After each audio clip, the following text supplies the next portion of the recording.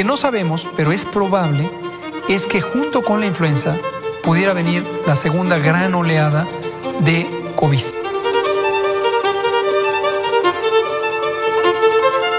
Es muy posible que América Latina y la Argentina también deba enfrentar una segunda ola cuando el otoño se inicie.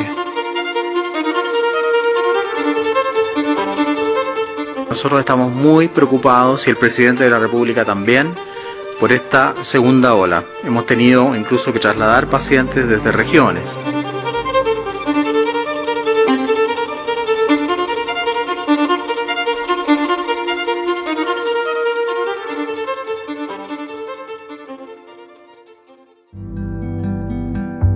Durante los últimos meses de la pandemia del COVID-19, el término segunda ola ha cobrado protagonismo en los medios y entre los líderes de América Latina. Pero hablar de una segunda ola de COVID-19 en América Latina es impreciso, sobre todo porque nunca salimos de la primera ola. Primero hay que saber qué es una ola de casos para los científicos.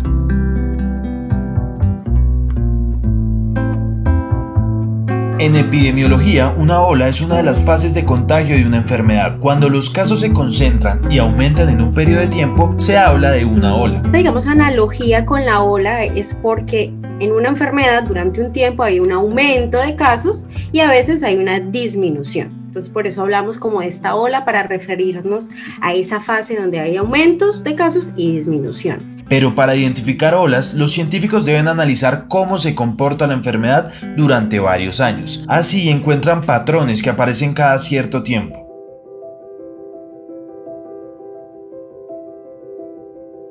Pero el COVID-19 es muy nuevo para saber cómo se comporta en el tiempo. Por eso los epidemiólogos buscan un punto clave: ¿qué tanto se logró controlar los casos? Para que una segunda ola aparezca, el primer brote se tiene que haber controlado. Esto sucedió en Italia, por ejemplo. En junio y septiembre, el país mantuvo un rango de contagios de entre 500 y 2.000 casos nuevos por día. Para la segunda semana de noviembre superó los 40.000 casos. El Instituto Robert Koch de Alemania propuso un rango mínimo de incidencia para hablar de control relativo de los contagios: 50 casos diarios para cada 100.000 habitantes. El panorama de América Latina fue distinto. Los países lograron bajar los casos ligeramente, pero nunca lo suficiente. En vez de olas, la región vivió repuntes de la enfermedad.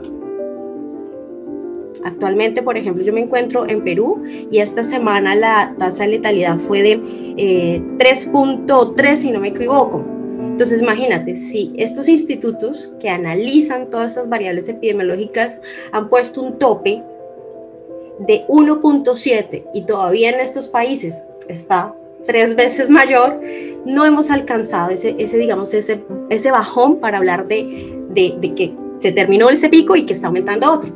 Países como México, Argentina y Colombia pudieron estabilizar el número de contagios diarios después de sus picos más altos en los primeros meses del año, pero nunca lograron un control total de la enfermedad. Esto de las olas o de los brotes o de los rebrotes es un fenómeno, insistir en que es un fenómeno colectivo. No depende nada más de la autoridad o no depende nada más de la población. Es un fenómeno colectivo que ocurre con interacción entre todos los participantes de esas poblaciones y además las autoridades tienen sus obligaciones, sus responsabilidades, pero la población también. Entonces tenemos que colaborar todos en conjunto. Mientras tanto, América Latina lucha por contener nuevos repuntes de COVID-19 en varios países, con un menor margen para más confinamientos. La primera ola aún golpea a la región.